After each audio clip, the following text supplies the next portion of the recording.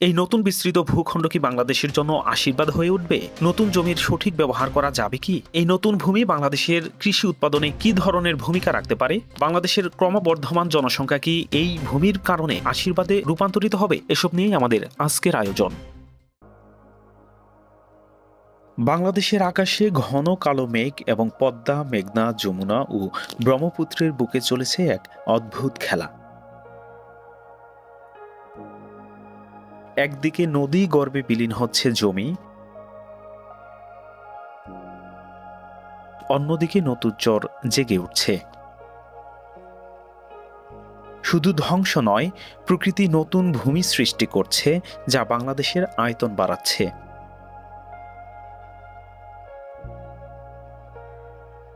একসময় নদী ভাঙনের শিকার হয়ে জমি হারানো বাংলাদেশ আজ নিজেই ভূমি সৃষ্টি করছে এবং একটি নতুন বাংলাদেশ গড়ে তুলছে।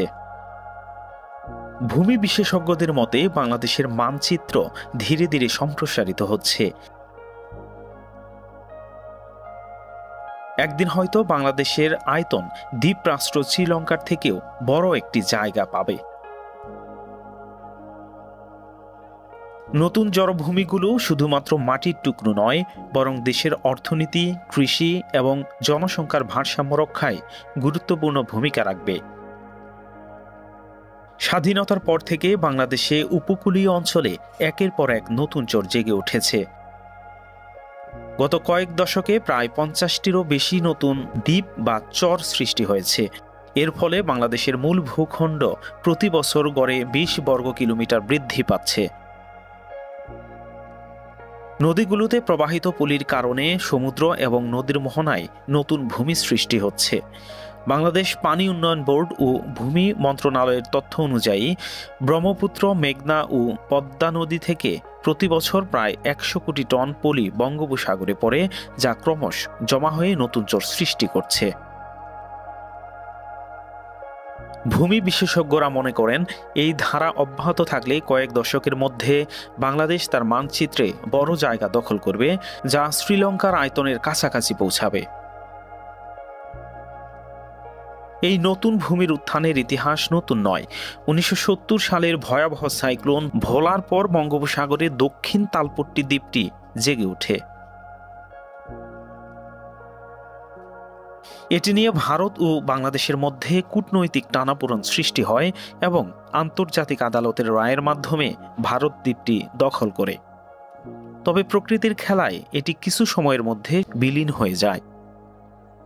এছাড়া বাংলাদেশ প্রকৃতির কাছ থেকে হারানোর চেয়ে অনেক বেশি পেয়েছে।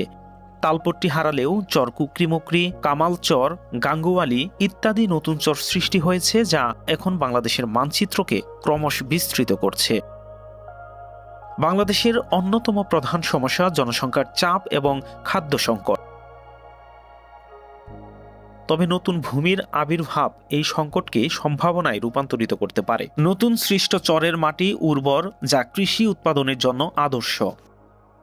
এভাবে ভূমির বিস্তৃতি দেশের খাদ্য উৎপাদন বৃদ্ধি করতে সহায়তা করতে পারে এবং জনসংখ্যার ভারসাম্য রক্ষায় সাহায্য করবে।